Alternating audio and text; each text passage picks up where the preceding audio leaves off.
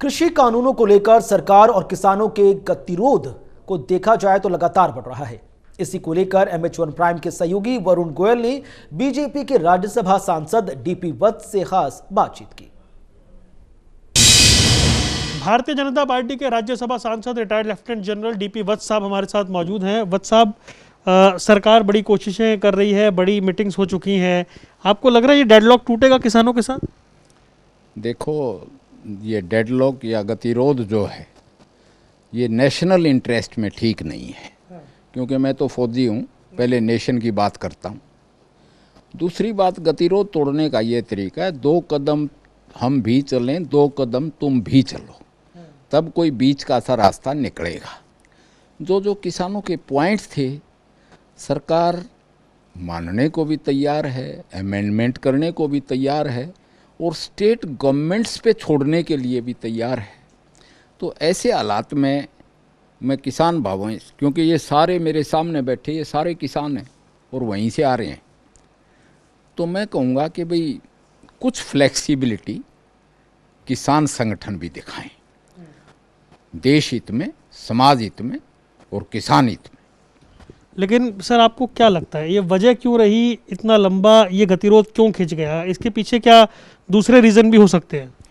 Reason तो बहुत हैं, सारी दुनिया कुछ कुछ बोल रही है, मगर मैं ये कहूँगा कि सबसे पहला किसानी का रीज़न लो कि मंडी के अंदर भी, मंडी से बाहर भी, उसमें भी पहले मंडी को या आड़तियों को थोड़ा सा खतरा था, क्योंकि मंडी के बाहर टैक्स नहीं था और रजिस्ट्रेशन की जगह सिर्फ पैन कार्ड था, आधार कार्ड। अब जो है वो सरकार ने मान लिया कि हम स्टेट गवर्नमेंट पे भी छोड़ देते हैं कि भाई वो कितना ही तो टैक्स लगाए मंडी के बाहर, और रजिस्टर्ड जो आड़तिया टाइप ही, यानी रजिस्टर्ड बायर ही उसको खरीद सकेगा। तो ये लेवल प्लेइंग फील्ड हो गया, इक्वल प्लेइंग फील्ड हो गया। कंपटीशन होगा तो जो किसानों की दिक्कतें हैं मंडी के अंदर बेचने की, वो जो है वो दूर हो जाएंगी। और किसान के लिए अगर कंपटीशन होगा मंडी के बाहर और मंडी के अंदर में, तो किसान को फ़ायदा होगा। प्रधानमंत्री ने जब किसान सम्मान निधि ट्रांसफ़र की 18,000 करोड़ की राशि, तब भी उन्होंने कहा कि सरकार लगातार किसानों के लिए काम कर रही है।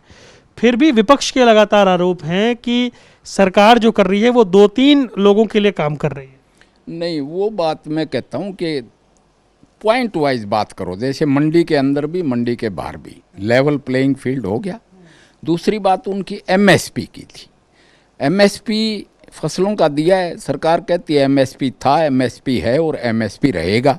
वो कहें इसकी रिटर्न गारंटी देने के लिए सरकार तैयार है, तो MSP का मुद्दा भी जो है वो, क्योंकि MSP तो दे रखी है सरकार ने और MSP पे प्रोक्योरमेंट भी हो रही है।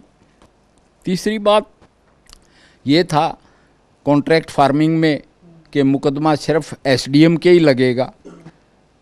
उसमें जुडिशरी को अवॉइड तो इसलिए किया गया था कि भाई लंबा बहुत है, जुडिशरी में 3 करोड़ केसेस लंबित पड़े हैं, मगर किसान चाहते हैं जुडिशरी में अपील हो, तो वो प्रावधान करने के लिए भी सरकार तैयार है।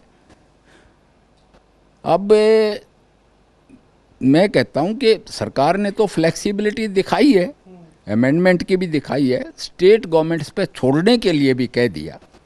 ऐसे हालात में किसान भी कुछ फ्लेक्सिबिलिटी दिखा के और सर इस गतिरोध को ख़त्म करके अपने किसानी के काम में लगें, इशू ना बढ़ाएं। मतलब सर, आखिरी सवाल आपसे, आप उम्मीद कर रहे हैं जल्दी रिजॉल्व होगा?